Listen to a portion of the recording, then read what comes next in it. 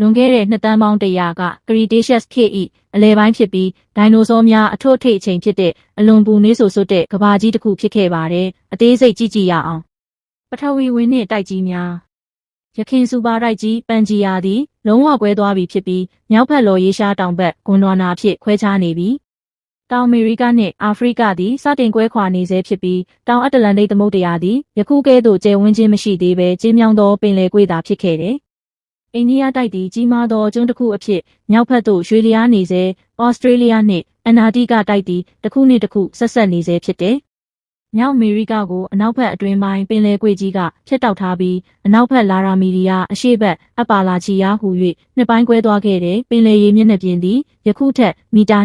250ခန့်မြင့်မားခဲ့သဖြင့်ဥရောပသည်ကျွန်းစုများအဖြစ်နေပြီးအာဖရိကဩစတြေးလျ၏ဒေသအများပြားလဲရေအောက်တွင်ရှိခဲ့တယ်။ဒီတစ်သမုဒ္ဒရာသည်မြောက်အာဖရိကနှင့်ဥရောပတောင်ပိုင်းဒေသများကိုဖုံးလွှမ်းထားခဲ့တယ်။ရာသီဥတုနှင့်လေထုအခြေအနေမြောက်ဝင်ရိုးစွန်းတောင်ဝင်ရိုးစွန်းနှစ်နေရာတွင်လည်းရေခဲမြစ်များလုံးဝမရှိခဲ့ပါကမ္ဘာပြင်းမြအပူချိန်သည်ယခုထက်15ဒီဂရီစင်တီဂရိတ်ပိုမြင့်ခဲ့ပြီးဝင်ရိုးစွန်းဒေသများပင်ပျက်ပြောင်းသောရာသီဥတုရှိခဲ့တယ်။လေထုထဲကာဗွန်ဒိုင်အောက်ဆိုက်ပမာဏသည်စက်မှုခေတ်မတိုင်မီထက်6ဆခန့်ပိုများပြီးအောက်ဆီဂျင်ပမာဏလည်းယခု၏1.5ဆခန့်ရှိခဲ့တဲ့ကမ္ဘာအများစုသည်အပူပိုင်းအပူလွန်ပိုင်းရာသီဥတုရှိပြီးသဲကန္နာရဒေသအလွန်နှဲပါခဲ့တဲ့ဝင်ရိုးစွန်းအနီးဒေသများတွင်ပင်တစ်တောများပေါက်ရောက်ခဲ့တယ်။အပင်လောက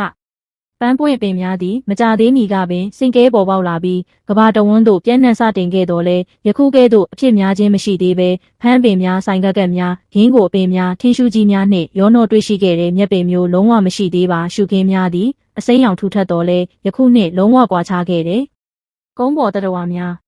ဒိုင်နိုဆောများသည်ယင်းတို့၏အထွတ်ထိပ်ကာလသို့ရောက်ရှိနေပြီဖြစ်တဲ့အစောပိုင်းတိုင်ရနိုဆောများဘက်ရစ်ပါဒိုင်နိုဆောများဥချိုပါဒိုင်နိုဆောများစတင်ပေါ်ပေါက်လာပြီးရှည်လျားသောလယ်ပင်တိုက်နိုဆောကြီးများကိုတောင်အမေရိကနှင့်အာဖရိကတွင်အများဆုံးတွေ့ရှိခဲ့တယ်။ပြန်တန်းသွားသတ္တဝါများဖြစ်သောတောင်ပန်ကြီးပီတိုဆောများလည်းရှိခဲ့ပြီးငှက်များလည်းမျိုးကွဲများစွာအဖြစ်ကွဲပြားလာတော့လဲသွားများပါသောငှက်မျိုးစားများသာဖြစ်ခဲ့တယ်။နိုးတိုက်သတ္တဝါများမှာအရွယ်အစားသေးငယ်ပြီးညအချိန်သာထွက်လာတတ်သည့်အမျိုးအစားများသာဖြစ်ပြီးဒိုင်နိုဆောများ၏အရေးအောက်တွင်နေထိုင်ခဲ့ကြတယ်။သမုဒ္ဒရာအတွင်းသက်ရှိများပူနွေးသောရေတိမ်ပိုင်းဒေသများတွင်အမနိုက်ကြောက်ခွန်များဘီလန်နိုင်များအပြည့်ရှိခဲ့ပြီးအစောပိုင်းမိုစာဆောများပလီစီယာဆောများငါးပုံစံအိမ်မြောင်ကြီးများကဲ့သို့သောအန်နဝါတွားသတ္တဝါကြီးများလည်းနေထိုင်ခဲ့တယ်။ထုံးဖြူဖြစ်စေသောရင်းညှိများအလွန်အမင်းပေါက်ရောက်ခဲ့ပြီးရင်းတို့၏အကျွင်းကြံများကနောက်ပိုင်းတွင်ဒိုဘာ၏အဖြူရောင်ကမ်းပါးစသည့်ကြောက်လွှာများကိုဖြစ်ပေါ်စေခဲ့တယ်။